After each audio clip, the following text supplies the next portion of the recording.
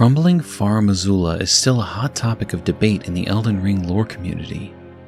How exactly this space operates, whether it be outside of time or simply decaying, has long eluded us without additional context. The appearance of Gurranq as both the beast clergyman and Maliketh within this space makes it clear that something is going on that we can't fully explain using our current understanding of the world. However, one thing we do know is that in the past, Farum Azula was once a thriving city of beastmen, acting as the guardians of an ancient dragon's mausoleum. We can assume that at some point Godfrey visited this place to do battle with its inhabitants, as we can find his elite force, the Crucible Knights, still stationed here. But who was it exactly that he did battle with? In our research, we've come to believe that the leader of Farum Azula's beastmen and the enemy that fell to Godfrey was none other than Serosh, Lord of Beasts. Before we begin our exploration of the history and purpose of Serosh, we wanted to ask if you would consider subscribing to the channel. With our ever-expanding playlist of Elden Ring lore videos, we think any fan of the game will discover something they personally find interesting. We love engaging with this community through the comments, and we'd love to have you along for the ride. Whether you choose to subscribe or not, we're just happy for your viewership, and we hope you enjoy this video. With that out of the way, let's discuss Serosh and see what we can discover about his history and purpose.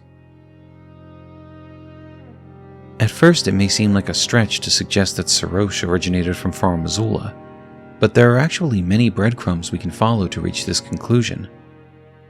One such item is the Beast Claw Great Hammer, which is a great hammer with a striking end modeled to resemble 5 beastly claws. The black nails protruding from golden fur are said to represent Serosh, Lord of Beasts, who went to become King Godfrey's regent. This weapon is given to us by Gurranq, our teacher of bestial incantations.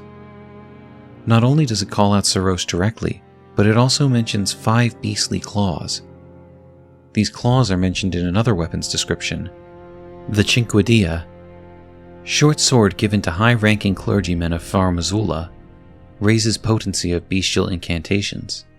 The design celebrates a beast's 5 fingers, symbolic of the intelligence once granted upon their kind.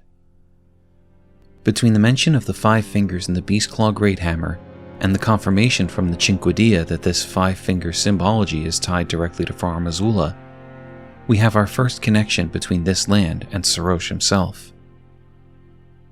We can also look to the Beastmen for further confirmation of this connection.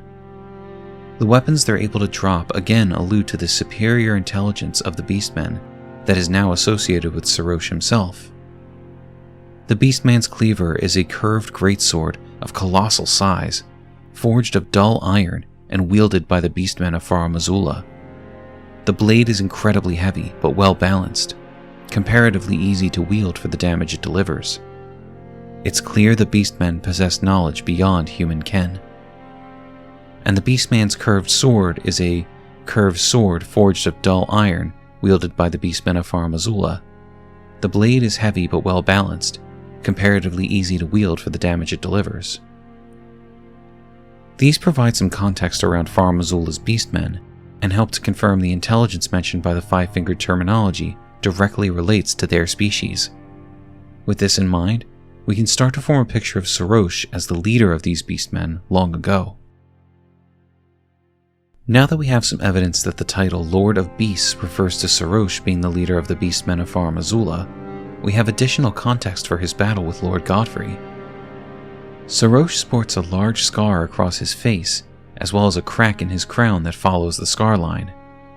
It stands to reason that he likely gained this scar fighting Godfrey, and it may have been the final blow before he conceded defeat. We can reasonably assume that Godfrey engaged in this battle with Serosh barehanded, as at this point he was still known as Hoarah. It was not until after Serosh's defeat that Godfrey would take the Lord of Beasts upon his back. Godfrey's icon tells us, Godfrey was a ferocious warrior.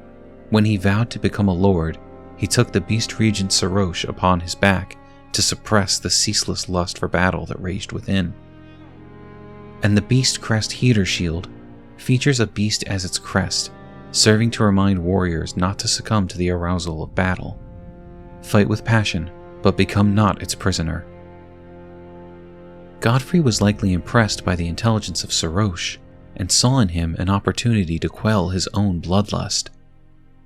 By keeping Serosh close at hand, he could strive to be a lord worthy of ruling the lands between, instead of the mighty warrior he had always been. We believe it is at this point when Serosh heard his proposal and saw the leader Godfrey could become, that he offered him his axe. The description of the axe of Godfrey bolsters this claim. Weapon of Godfrey, Elden Lord, it was broken in a battle fought as leader of the Tarnished during the Long March.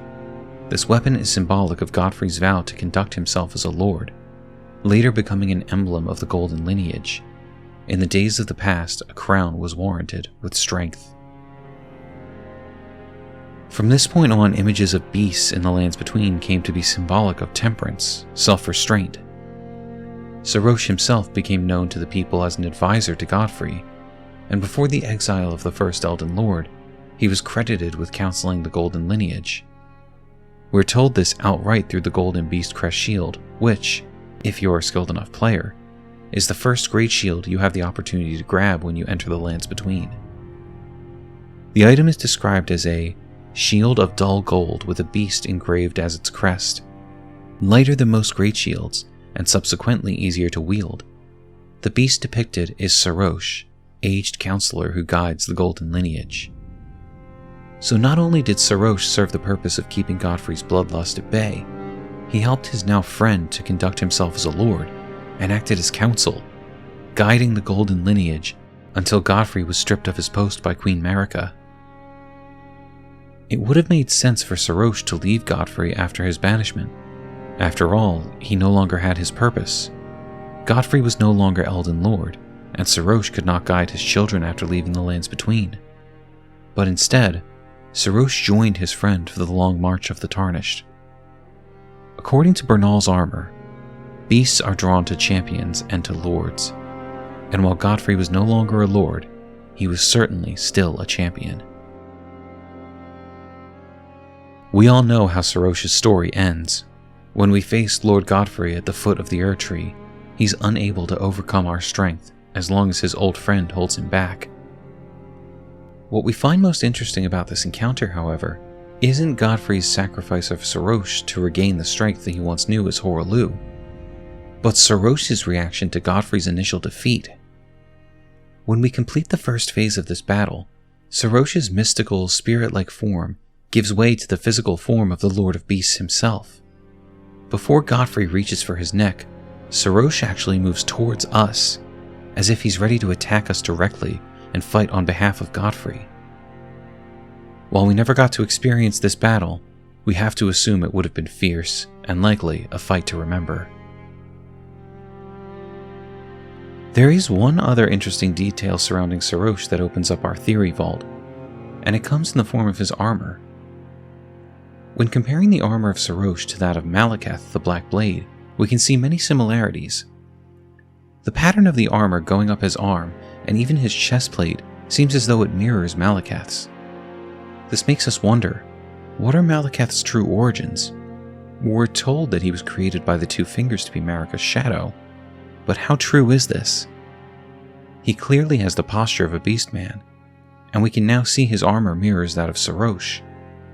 Add in the fact that we know Gurranq and Maliketh are the same person, and Gurranq is a high-ranking beast clergyman of Farum Azula, and suddenly it looks like the two fingers are, yet again, being less than honest about the gifts they bestow. Perhaps the line between wolf and lion is blurry when it comes to the Beastmen of Farum Azula. Thank you for joining us as we discussed Serosh, King of the Beastmen. Do you have any theories related to Godfrey's Regent? When in the timeline do you believe Godfrey and Sarosh fought? Was Serosh the final opponent Godfrey faced before the light of battle in his eyes dimmed? Let us know your thoughts in the comments. Like, subscribe, and hit the bell if you enjoyed our content. It really helps us out with the algorithm and ensures you won't miss any episodes in our Elden Ring series. We look forward to seeing you again for more Elden Lore.